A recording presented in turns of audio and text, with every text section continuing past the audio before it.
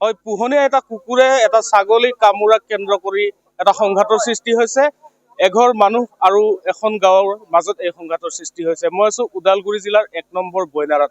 এই বইনাৰাত সংঘটিত হৈছে এই ঘটনাটো, আৰু তাৰ লগত নাম সাঙুৰ খাইছে RSSৰ ওদালগুৰি জিলাৰ প্ৰচাৰ প্ৰমুখ দীপজ্যোতি নাথৰ। দীপজ্যোতি নাথৰ বিৰুদ্ধেও কেইবাটাও অভিযোগ উত্থাপিত হৈছে, কিন্তু এই অভিযোগ মিছা বুলি ক'ব খোজে দীপজ্যোতি নাথে। আৰু দীপজ্যোতি নাথে সেই সন্দৰ্ভত তেওঁ প্ৰতিক্ৰিয়া ব্যক্ত কৰিব বিচাৰিছে। আমি পোনে পোনে দীপজ্যোতি নাথৰ পৰা কিছু কথা জানি ল'ব বিচাৰিম। দাদা, আচলতে ঘটনাটো কি হৈছিল? আপোনাৰ বিৰুদ্ধে যিখিনি অভিযোগ উত্থাপিত হৈছে সেয়া কিমান দূৰ সঁচা? হয়, নমস্কাৰ। পোনপ্ৰথমে সংবাদ জগতলৈ আমি শ্ৰদ্ধা আৰু কৃতজ্ঞতা জ্ঞাপন কৰিছোঁ।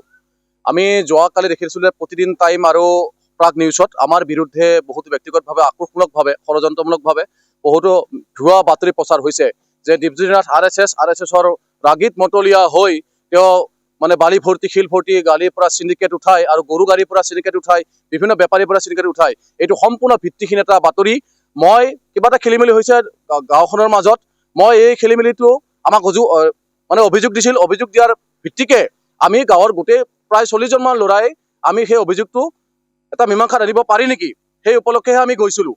কিন্তু মই তাত এজন RSS হিচাপত যোৱা নাছিলোঁ। মই এইখন গাঁৱৰ বাসিন্দা, মই দীপজ্যোতি নাথ হিচাপত গৈছিলোঁ। মই কোনো RSSৰ কাৰ্যকৰ্তা দীপজ্যোতি নাথ হিচাপত মই কেতিয়াও যোৱা নাছিলোঁ। আৰু সেনেকৈ আমি কেতিয়াও সংগঠনৰ বদনাম আমি আজিলৈকে কৰা নাই, নকৰোঁ ভৱিষ্যতেও। কিন্তু তেখেতে ইয়াত বেলেগ গাঁৱৰ পৰা উঠি আহিছে। তেখেতে এই অঞ্চলৰ মানুহৰ নাম কোনো নাজানে, তেওঁ এই অঞ্চলৰ মানুহৰ নাম নাজানে, কিন্তু আমাৰ মাননীয় সভাপতি মহৎ শৰ্মা আৰু মোৰ নাম জানে। সেই আমাৰ দুগৰাকী ব্যক্তিৰ নামত তেওঁ এই ধৰণে বাতৰি প্ৰচাৰ কৰিছে আৰু আমাক বিভিন্ন ধৰণে মানসিকভাৱে অত্যাচাৰ কৰা আমি পৰিলক্ষিত হৈছোঁ। অত্যন্ত আমি দুখ পাইছোঁ। আমি এই অঞ্চলৰ আমাক সকলোৱে চিনি পায়। এই অঞ্চলৰ যিমানখিনি সামাজিক কাম কাজ আছে আমি সামাজিক কাম কাজৰ লগত ওতঃপ্ৰোত জড়িত হৈ থাকোঁ। ইয়াত কোনো আমি RSSৰ কিবা গইনা লৈ আমি কেতিয়াও এনেকুৱা ক্ষমতাৰ ব্যৱহাৰ কেতিয়াও কৰা নাছিলোঁ, ভৱিষ্যতেও নকৰোঁ। কিন্তু আমি তেখেতে যি এই ভুল ধৰণৰ বাতৰি অৰ্থাৎ ভিত্তিহীন বাতৰি প্ৰচাৰ কৰিছে তাৰ কাৰণে মই যি আইনী ব্যৱস্থা ল'ব লাগে মই ল'ম। ইতিমধ্যেই ভুৰেশ্বৰ আৰক্ষী থানাত মই ইতিমধ্যে তেখেতৰ ওপৰত মানহানি গোচৰ দিছোঁ। আমাৰ ওপৰত সামাজিক যি বাতাবৰণ, সামাজিক যি আমাৰ প্ৰতিচ্ছবি আছে, সেই সামাজিক প্ৰতিচ্ছবি মানুহৰ মাজত সেই প্ৰতিপন্ন কৰাৰ কাৰণে মোৰ ওপৰত যি ষড়যন্ত্ৰ হৈছে, এইবাবে আমি মানহানি গোচৰ দিছোঁ। ঘটনাক লৈ সংঘাতৰ সৃষ্টি হৈছিল, ঘটনাটো কি আছিল? মানে কি হৈছে, আমি সিদিনাখন যোৱা দেওবাৰ 16 তাৰিখে আমাৰ ইয়াত যুৱ জাগৰণ গোষ্ঠীৰ উদ্যোগত বিহু হয়। এইবাৰ তৃতীয় বাৰ্ষিক ৰঙালী উৎসৱ, বহাগী উৎসৱৰ আমি যি সিদিনাখন মূল কাৰ্যালয় মুকলি আছিল, সেই মুকলি অনুষ্ঠান আমি সকলোৱে জড়িত হৈ আছিলোঁ। সেই সময়তে সেইখন গাঁৱৰ নদী পাৰ হৈ সেইখন গাঁৱৰ হাজালপাৰা গাঁৱৰ এগৰাকী কোনো কিছু নোহোৱা বৃদ্ধা, তেখেতৰ স্বামী নাই, তেখেতৰ ল'ৰা ছোৱালী নাই, তেখেতে আহি আমাক অজুহাত দিছে যে ইন্দ্ৰ বৰুৱাৰ ঘৰত পুহি ৰখা 12টাকৈ কুকুৰে তেখেতৰ পোহনীয়া এটি ছাগলী আছে মালা ৰাজবংশীৰ, সেই মালা ৰাজবংশীৰ ছাগলীটো কামুৰি মাৰি পেলাইছে। সেই অভিযোগটো দিবৰ কাৰণে আমাৰ ওচৰত আহিছিল। আমাৰ তেওঁক কৈছে যে ছাগলীটোৰ কথা ক'ব যাওঁতে তেখেতৰ ইন্দ্ৰ বৰুৱাৰ সহধৰ্মিনীয়ে সেই আইতাগৰাকী গলত টিপি মানে ৰাস্তাত গতিয়াই দিছে। সেনেকৈ ক'লে আমি ক'লো কি অনুষ্ঠান শেষ হ'লে আমি আপোনাৰ ওচৰত বিচাৰ কৰিবলৈ যাম। অনুষ্ঠান শেষ, আমি প্ৰায় 40জন মান ল'ৰাই তেওঁৰ ওচৰত গ'লোঁ, ধুনীয়াকৈ কথা পাতি আছোঁ। সেই মুহূৰ্ততে আইতাগৰাকী আকৌ গ'ল।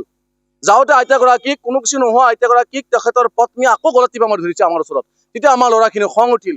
তাৰপিছত অলপ হাল্লা হ'ল। হাল্লা হোৱাৰ পিছত তেখেতে পুৰা কোনো কিছু নাই, পুৰা এডাল ডাঙৰ দীঘল টাকন আৰু এখন দীঘল ঠুমুৰি লৈ আমাক সকলোকে ৰাইজক কাটিবৰ কাৰণে খেদি আহিছে, মাৰিবৰ কাৰণে খেদি আহিছে। আমাৰ ইয়াতে আমাৰ কৰ্মৰত এই বইনাৰাৰ চকত বিকাশ নাথ তেখেতৰ মানে ইন্দ্ৰ বৰুৱাই আৰু তেওঁৰ পত্নীয়ে মাৰি মূৰ ফালি দিছে। তাৰপিছত আমাৰ ল'ৰাখিনি আৰু খং উঠি গ'ল। তেতিয়া তেখেতে যেতিয়া খেদি আহে আমাৰ ল'ৰাখিনি তাৰ পৰা আঁতৰি আহে। আমাক মিছা অভিযোগ দিছে তেখেতৰ পত্নীক আমি মাৰিছোঁ, তেখেতক আমি মাৰপিট কৰিছোঁ আৰু তেখেতৰ গাড়ী আমি ভাঙিছোঁ। এইবিলাক আমি কেতিয়াও জড়িত নহয়। তেখেতে খেদাৰ পিছত আমি সকলো ৰাইজৰ মানুহে আঁতৰিলোঁ। তাত পিছত প্ৰায় 200-250 মানুহ তাত জমা হৈছে।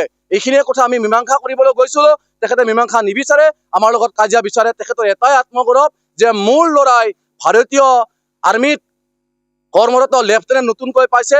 সেই লেফটেনেণ্টৰ যি ক্ষমতা, সেই ক্ষমতা অপব্যৱহাৰ কৰি মানুহৰ মাজত এক সামাজিক অবাতাবৰণ সৃষ্টি কৰাৰ কাৰণে তেখেতে সদায় উঠি পৰি লাগিছে। আৰু আমি নৱ শৰ্মা আৰু মোৰ নামত তেখেতৰ পুত্ৰই ফোনযোগে, আমাৰ হাতত ৰেকৰ্ডিং পৰ্যন্ত আছে, ফোনযোগে ভামুকি দিছে যে আমাক নৱ শৰ্মা আৰু মোক ছুটিত আহি আমাক সন্মুখত মুকলিভাৱে আমাক হত্যা কৰিব। তাত যদি কোনোবাই আগৰিব যায় সেইজনক হিজিৰা বুলি ক'ব। তেখেতে এই ধৰণে কৈছে। তেখেতে যদি সঁচাকৈ মা ভাৰতীৰ সেৱা কৰিব গৈছে, কি ধৰণে সেৱা কৰিব গৈছে, গাঁওখনকে যদি তেওঁ আপোন কৰিব পৰা নাই, মা ভাৰতীৰ কাৰণে কি সেৱা কৰিব? এই ধৰণৰ প্ৰশ্ন আমাৰ এই অঞ্চলৰ বৃহত্তৰ ৰাইজে অৱতাৰণা কৰিছে। তেওঁ এঘৰ মানুহ একফালে আছে আৰু ইয়াত 4খন গাঁৱৰ মানুহ একফালে আছে। ৰাইজৰ মানুহ তেওঁ বলে নোৱাৰি মোক ব্যক্তিগতভাৱে আক্ৰমণ কৰিছে আমাৰ সংগঠন RSSক তেওঁ মানে বদনাম কৰিছে, বিভিন্ন ধৰণৰ ষড়যন্ত্ৰমূলকভাৱে আমাৰ RSSক মানে এটা সমাজৰ মাজত সেই প্ৰতিপন্ন কৰাৰ কাৰণে আমাক উঠি পৰি লাগিছে। এইটো আমি অত্যন্ত এই অঞ্চলৰ মানুহে দুখ পাইছোঁ। আমি শান্তি বিচাৰোঁ, সম্প্ৰীতি বিচাৰোঁ। এই অঞ্চলৰ মানুহ কেতিয়াও কোনোদিন এনেকুৱা নোহোৱা ঘটনা আমি আজি দেখিবলৈ পাইছোঁ। অত্যন্ত লাজ পাইছোঁ, দুখিত আমিও সামাজিক ব্যক্তি হিচাপে। আমি আশা ৰাখিছোঁ তেখেতৰ যে আত্মগৌৰৱ, অহংকাৰ দূৰ হৈ আমাৰ এই আগৰ দৰে এই দূৰ কৰি আমাৰ এই অঞ্চলৰ লগত মিলিজুলি সমিল মিতিৰে আমি সকলোৱে বাস কৰিব লাগিব। তেখেতে আমাক এক আদৰ্শ দাঙি ধৰক। তেখেতৰ বয়স এতিয়া 60, প্ৰায় 60। আমি সৰু ল'ৰা। তেখেতে যদি এই ধৰণৰ গৰমী অহংকাৰী আত্মগৌৰৱী চৰিত্ৰ দেখুৱাই আমি সমাজখন কেনেকৈ কি ধৰণে বৰ্তি ৰাখিম, এই ধৰণৰ আমি এটা উঠি অহা যুৱক হিচাপে তেখেতৰ প্ৰতি আহ্বান থাকিল। নিশ্চয় তেখেতৰ যি আত্মগৌৰৱ, অহংকাৰ দূৰ কৰি আকৌ আহক। আমিও আছোঁ, আমি এই মুহূৰ্তলৈকে বিবেচনাৰ কাৰণে আমি ৰাজি আছোঁ। আৰু যদি তেখেতৰ পোহনীয়া সেই 12টা কুকুৰ বন্ধ কৰি আমাৰ কণ কণ ল'ৰা ছোৱালীসকলে স্কুলত আহে, খেদি আহে। ইতিমধ্যে 32টা ছাগলী কামুৰি মাৰিলে, 9টা গৰু কামুৰিছে, প্ৰায় 200কৈ অধিক চৰাই আৰু হাঁহ কামুৰি শেষ কৰিছে। আমি বহুদিন তেওঁক ক'ব গৈছোঁ, সেইদিনাখন এটা চৰম পৰ্যায় পালে। আৰু সেইটো যে তেওঁ আগতে যদি ব্যৱস্থা গ্ৰহণ কৰিলে হয়, আজি হয়তো এই ধৰণৰ পৰিৱেশ কেতিয়াও নিৰ্মাণ নহ'ল হয়। আৰু শেষত আশা ৰাখিছোঁ তেওঁ আত্মগৌৰৱ দূৰ কৰি তেখেতৰ পুত্ৰৰ যি ক্ষমতাৰ যি অপব্যৱহাৰ কৰিছে, সেই অপব্যৱহাৰ দূৰ কৰি আকৌ আমি আজো ককাৰ দিনৰ পৰা যি এক শান্তি সম্প্ৰীতিৰে বাস কৰিছোঁ, এইখন আমি শান্তি সম্প্ৰীতিৰে যাতে আকৌ বাস কৰিব পাৰে, সেইখিনি আমাৰ ফালৰ পৰা আহ্বান থাকিল।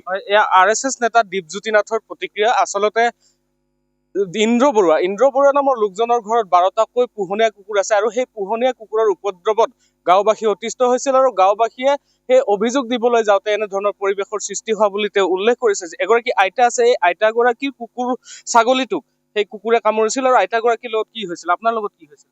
মই বস্তি পিছত ছাগলটো দিছোঁ, দি পেলাই এই ভাটি পেলাই চলিগিলা ইফালে আহি আছে, এই ছাগল কামুৰিলে। মই দাউৰিব নোৱাৰোঁ, বুঢ়া মানুহ। তাৰপৰা আহোঁতে ছাগলটো কামুৰিছে। তাৰপৰা বুলি দুটামান চলি আহি পেলাই ছাগলটো ধৰ্মুখত থলা।